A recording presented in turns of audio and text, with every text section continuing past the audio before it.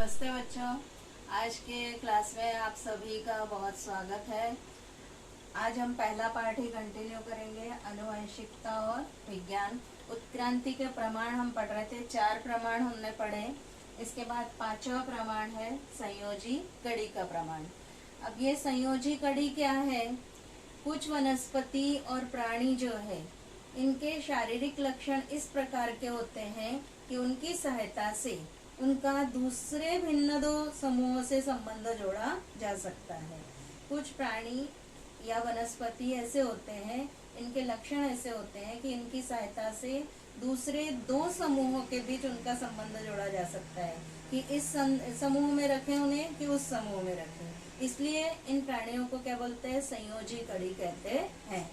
उदाहरण के लिए जो है पेरिपेटस है, डकबिल प्लेटिपस है और लंगफिश है। ये 3 उदाहरण है, संयोजी कड़ी के उदाहरण है।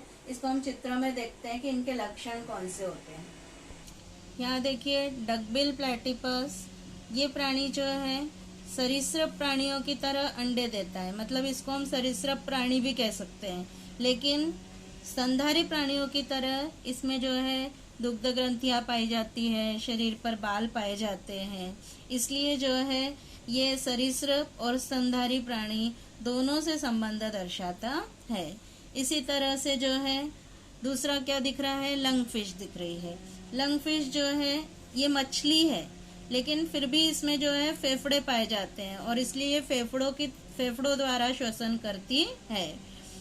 इसलिए जो है हम क्या बोल सकते हैं कि जो है ये उभयचर प्राणी, ये मत्स्य वर्ग के प्राणियों से उत्क्रांतित हुए होंगे। और इसी तरह से जो सरीसृप प्राणियों से जो है स्तनधारी प्राणी उत्क्रांतित हुए होंगे। तीसरा चित्र दिख रहा है पेरिपेटस। ये इसमें जो है एनीलिडा के लक्षण भी दिखाई देते हैं और जो है संधिपात प्राणियों के भी लक्षण दिखाई देते हैं। पेरिपेटस प्राणी में जो है सखंडकृमि प्राणियों जैसे खंडभूत अंग पाए जाते हैं, पतले उपचर्म पाए जाते हैं और पार्श्वपाद चित्र में दिखाई दे रहे हैं। देखो पीछे के पैर जो है दिखाई दे रहे हैं, ये अवयव दिखाई देते हैं। इसी तरह से जो है इसी प्राणी में जो है संधिवात प्राणियों की तरह श्वसन नलिका पाई जाती है और खुला रक्त परिसंचरण संस्थान पाया जाता है। मतलब ये कौन कौन से संघों के बीच का जो है संयोजी कड़ी है? एनीलिडा और संधिपात के बीच की कड़ी मानी जाती है। डकबिल प्लेटिपस सरीसृप और स्तनधारी प्राणियों के बीच की कड़ी मानी जाती है। फिर लंगफिश जो है उभयचर और मत्स्य वर्ग के बीच की कड़ी है और एनीलिडा और संधिपात के बीच की कड़ी पेरिपेटस है। इस प्रकार हमने देखा कि इन प्राणियों का 2 समूहों से संबंध जोड़ा जाता है। इसलिए जो है एक समूह से दूसरे समूह के प्राणी जो है उत्क्रांतित हुए होंगे, ऐसा निर्देश किया जाता है। इसके बाद जो है हम देखेंगे भ्रूण विज्ञान का प्रमाण।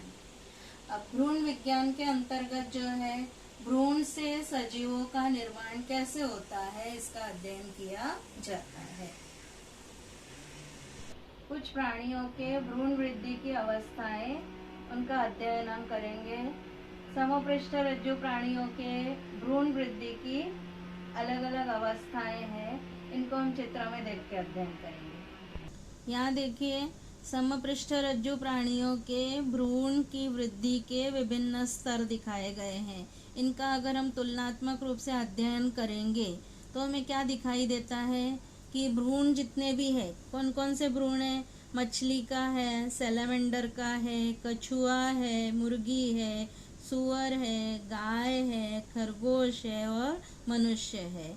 यहाँ पर 3 अवस्थाएं दी गई हैं। अगर हम पहली अवस्था देखते हैं तो सब में सारे भ्रूण एक जैसे दिखाई दे रहे हैं, कुछ भी अंतर नहीं दिखाई दे रहा। पहचान नहीं सकते हम कि कौन सा मछली का भ्रूण है, कौन सा मनुष्य का है, कौन सा सूअर का है, कौन सा मुर्गी का है, कौन सा कछुए का है, कुछ भी हम पहचान नहीं सकते हैं। पहली अवस्था में सारे भ्रूणों में काफ़ी समानता दिखाई दे रही है। अगर अब दूसरी अवस्था को देखेंगे तो दूसरी अवस्था में थोड़ा अंतर दिखाई दे रहा है और फिर तीसरी अवस्था में हमें स्पष्ट मालूम पड़ रहा है कि कौन सा मनुष्य का भ्रूण है, कौन सा खरगोश का है, गाय का है, सुअर का है, मुर्गी का है, कछुए का है, सैलमेंडर का है और मछली का है। इन भ्रूणों में जो है भिन्नता दिखाई दे रही है। अर्थात यहाँ क्या दिखाई दे रहा है कि प्रारंभिक अवस्था में जो है सारे प्राणियों के भ्रूण समान दिखाई देते हैं। इसलिए समझ में आता है कि सभी प्राणियों के पूर्वज एक ही होंगे, ऐसा प्रमाण मिलता है। इस प्रकार देखा हमने कि भ्रूण की जो है प्रारंभिक अवस्था में सारे प्राणियों में समानता दिखाई दे रही है। इसलिए जो है हम कह सकते हैं कि प्राणियों के पूर्वज जो है एक ही होंगे, मतलब समान पूर्वजों से ही सारे प्राणियों की उत्पत्ति हुई है। यहाँ तक हमने देखा कि उत्क्रांति के ये सारे प्रमाण हैं। इन प्रमाणों से सिद्ध होता है कि सारे प्राणियों की उत्पत्ति समान पूर्वजों से ही हुई है। नमस्ते।